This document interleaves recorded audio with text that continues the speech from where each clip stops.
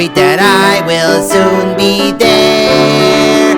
Whisper of how I'm yearning to mingle with the old-time throng.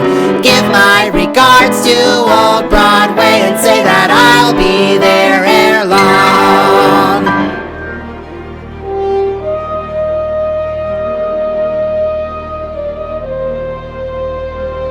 Number 6, Sunday in the Park with George, 1985. Music and lyrics by Stephen Sondheim, book and direction by James Lapine. Coming off of one of the biggest flops of his career, Merrily We Roll Along, which ran for only 16 performances, Stephen Sondheim and his collaborator James Lapine spent several days at the Art Institute of Chicago and finding inspiration from the Impressionist painter Georges Seurat, particularly his painting, A Sunday Afternoon on the Island of La Grande Jatte.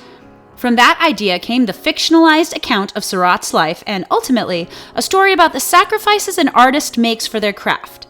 Sunday in the Park with George was workshopped at Playwrights Horizons in 1983 and ran for 25 performances with both the iconic leads, Mandy Patinkin and Bernadette Peters, and an unfinished second act. The musical transferred to Broadway in 1984, with changes still being made up until opening night. The first act takes place in 1884, with George working obsessively on his masterpiece, overlooking his devoted artist model and mistress, Dot. Frustrated and pregnant, Dot leaves George to marry a kind baker, who soon takes her and her baby girl off to America. The second act takes place in the present, 1984, focusing on the great-grandson of Seurat, also an artist named George, and his elderly grandmother, Marie, Dot's daughter. Both acts provide commentary on what it means to be an artist, how sometimes you cut yourself off from those you love, or how you have to play the game in order to get anything seen. Sunday features a haunting score full of Sondheim's trademark intricacies. There are times when the music sounds like Seurat's pointillism come to life. In fact, much of the show is about art coming to life. Seurat spends the first act observing characters on La Grande Jatte, and only is it during the Act 1 finale, Sunday, where you see his vision falling into place, especially with the final chords, which go from minor to dissonant to a satisfying major. And then all of a sudden you're crying and you don't know why. Sunday was greeted with mixed reviews, but ran for a respectable 604 performances. It won only 2 Tony Awards, despite being nominated for 10, and neither of them were for Best Score, so Sondheim was robbed. Regardless, many of the songs have become classics amongst us musical theater snobs, like Putting It Together, Move On, and Finishing the Hat. There have been 2 major Broadway revivals. The first was a London transfer that came over in 2008, and the second was a limited-run production in 2017 starring Anna Lee Ashford and Jake Gyllenhaal. Who nailed it? It's coming back to London in 2020. I am definitely going to see it. More than one Sondheim biographer has noted how deeply personal Sunday in the Park with George is, and how there are parallels to be found between Seurat and Sondheim, himself a somewhat mysterious figure. But let's not forget that Sondheim was a protege of Oscar Hammerstein II, so he knows how to pull at your heartstrings.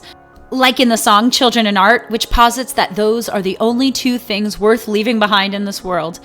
And James Lapine's final words are something every artist can relate to. White. A blank page or canvas, his favorite. So many possibilities.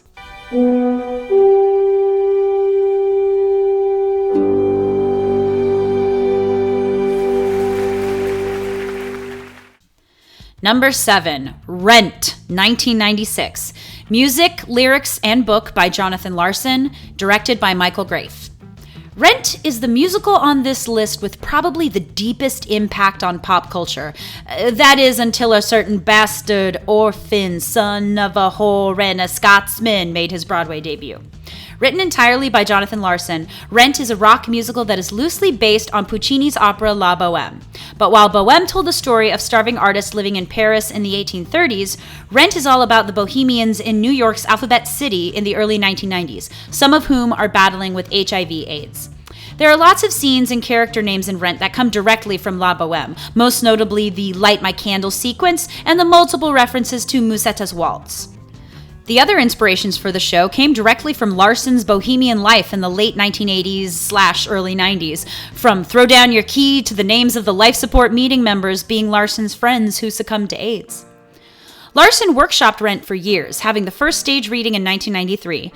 Then the off-Broadway premiere in 1996, both at New York Theater Workshop. Tragically, the night before Rent's off-Broadway opening, Jonathan Larson died of an undiagnosed heart condition, cementing the show's legacy for better or worse. Rent became an instant hit and quickly made a Broadway transition to the Nederlander Theater later that year. It was nominated for 10 Tony Awards, winning 4, including Best Musical, and posthumous book and score wins for Larson. Rent ran on Broadway for 12 years and just over 5,000 performances, putting it somewhere in the top 10 or 15 longest-running Broadway shows. What followed were multiple national and international tours, a horrible film version in 2005, school versions, and regional productions. Rent heads would camp outside the Nederlander hours before the show in hopes of getting $20 rush tickets. The original cast album included a version of Seasons of Love with Stevie Wonder. Rent was everywhere, and if you remember Rent Live on Fox, it still is. Can you start singing Seasons of Love, Gerald, without everybody joining in? It's like a mating call for Broadway geeks. Watch. 525,600 minutes. Measure your love in love.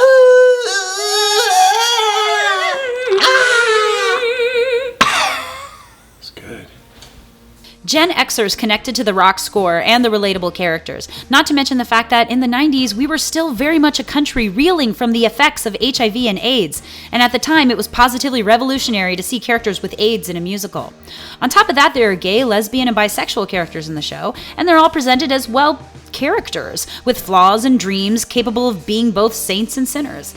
The gay community has always been deeply connected to Broadway, and even by the mid-90s, very few musicals actually reflected this on stage with gay characters.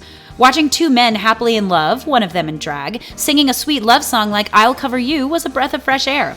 And so many of the songs are practically mainstream pop hits like Take Me or Leave Me, Out Tonight, No Day But Today, and La Vie Boheme. Because of the characters, high-energy music, and relatable themes, young Broadway lovers always flock to Rent, and new generations fall in love with it every year. Viva la vie boheme! Number 8, Next to Normal 2010. Music by Tom Kitt, book and lyrics by Brian Yorkey, directed by Michael Graff, who was also the director of Rent, making that 2 back-to-back Pulitzer Prize winning musicals that Graff has directed. Just like every musical on this list, Next to Normal tells a story with themes that are relevant to its time period. With South Pacific, it was racism, with Rent, it was the AIDS epidemic, and with Next to Normal, it's mental health and opioid abuse. After several workshop performances, Next to Normal premiered off-Broadway in 2008 and moved to Broadway proper the following year. The plot revolves around a suburban mother named Diana who is struggling with bipolar disorder, and her family who finds various ways to cope. It's not a happy show. It's a small cast, the smallest on the list. There are only 6 actors, and the themes of grief, loss, depression, and drug abuse are tackled by all of them. Next to Normal also shows the realities of suburban teens who experiment with pharmaceuticals, as Diana's daughter Natalie starts abusing her mother's old prescriptions. Next to Normal was the first major collaboration between composer Tom Kitt and lyricist/book-writer Brian Yorkey. And it is so far their most successful. Their next project, If Then, was a middling success, mostly due to the star power of their lead, Idina Menzel, but they are working on a musical version of Magic Mike, so let's keep those fingers crossed, huh? Like I said, Next to Normal is so far their biggest and best. It was nominated for 11 Tony Awards, winning 3 for Best Score, Best Orchestration, and a much-deserved Best Actress win for Alice Ripley, who, let's be honest, might not have been acting when she played a crazy lady.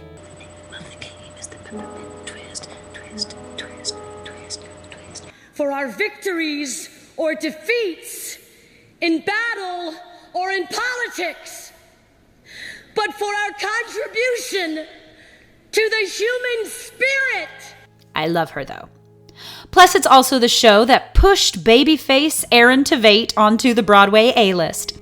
The original production ran for 733 performances and has had a successful national tour as well as various international productions. The score for Next to Normal is much beloved amongst musical theater aficionados, but it's not exactly mainstream. However, there are a bunch of songs that have become some great kick-ass cabaret or audition standards, like I'm Alive, Superboy and the Invisible Girl, and I Am the One. Because of its small cast and flexibility of the set, Next Normal has had a healthy post-Broadway life in the past decade, being performed at colleges and regional theaters throughout the country. It definitely feels like an independent film that's been transformed into a musical. And there's no movie version yet, so maybe someday. There has to be a ton of middle-aged actresses in Hollywood who would simply devour the role of Diana. Phew! Oh, wow, Emily. I think there's only one musical left. Indeed, Gerald. And it is a big one. Work! And Peggy. Number 9, Hamilton, 2016. Book, music, and lyrics by Lin-Manuel Miranda. In 2008, Lin-Manuel Miranda was on vacation from In the Heights, his smash hit musical running on Broadway at the time, when he read Ron Chernow's biography of Alexander Hamilton. And quicker than you could say Hercules Mulligan, he had the idea for a hip-hop musical about the $10 founding father. Miranda premiered the opening number at the White House's Evening of Poetry, Music, and Spoken Word in 2009, and after multiple workshops and rewrites, Hamilton, an American musical, premiered off-Broadway at the Public Theater in 2015, then on Broadway the same year. While certainly not the first musical to incorporate rap, and definitely not the first musical about the Founding Fathers, we have 1776 to thank for that, Hamilton was still revolutionary on multiple fronts. Besides having a score that incorporates rap, hip-hop, pop, and musical theater, all the major characters are played by actors of color, with the noted exception of King George, who is always a white guy. Miranda wanted to make sure the Founding Fathers were represented by actors who look like the America of today, making it a wholly unique experience, not only to Broadway, but how we perceive our American legends. There is also a decidedly pro-immigrant stance presented in the show, as Hamilton himself was an immigrant. It's no surprise that Hamilton really was the first musical since Rent to really take hold of the mainstream. The original Broadway cast recording was a major hit, winning the Grammy for Best Musical Theater Album. Plus, it also benefited from repeat listenings, as there is a wealth of information throughout the score that can often go by too fast to be absorbed the first time. Hamilton received 16 Tony nominations, winning 11, including Best Musical and Best Score. Another Rent comparison can be found in how Hamilton had a profoundly unique connection to the fans. #Ham4Ham was the off-the-cut street performance for cast members that was performed for the devotees awaiting lottery rush tickets. And Miranda is still releasing remixes, first with the official Hamilton mixtape, then with the Hamil drops to this day. By the way, if you really want to cry, listen to Barack Obama reading George Washington's words in the One Last Time remix. Ugh. And that score! Ugh! Oscar Eustis of the Public Theater made multiple comparisons between Lin-Manuel Miranda and Shakespeare, noting how they both took the shared histories of larger-than-life ancestors and made them accessible to the masses. Indeed, this is exactly what Hamilton does. It's crazy to think that one musical can have references to Jason Robert Brown and the Notorious B.I.G. in the text, and it still works. And of course, he makes a 1776 reference or two. Sit down, John, you fat mother. The hits in this show are too numerous to count, but the Schuyler Sisters, My Shot, Wait for It, You'll Be Back, and the title song are amongst the most iconic. For me, though, nothing beats the Battle of Yorktown and the Hercules Mulligan rap. There's no film version yet, but considering how strong Hamilton is performing, with multiple national and international tours, a limited run in Puerto Rico, and still going strong on Broadway, a movie version seems an inevitability. Plus, the connections to education are staggering. Students across the country have already been treated to discounted or outright free performances, and Miranda, a strong supporter of arts education, has mentioned that the show will have a healthy life in high schools and colleges. Raise a glass! Hey. Okay, Gerald and students, your homework is to go discover these Pulitzer Prize winning musicals for yourself. You can listen to the soundtracks on all the audio streaming platforms and on YouTube. When there's a movie version, go check it out. Or if you're really lucky, there's a national tour or a community theater or a high school production. Just go and support your local musical theater. Just because it's not on Broadway doesn't mean it's not fantastic. Expand your musical theater knowledge and it'll make you a better musical theater performer, I promise. Until next time, Broadway babies. Da da da da da da da da da da da da da da da da.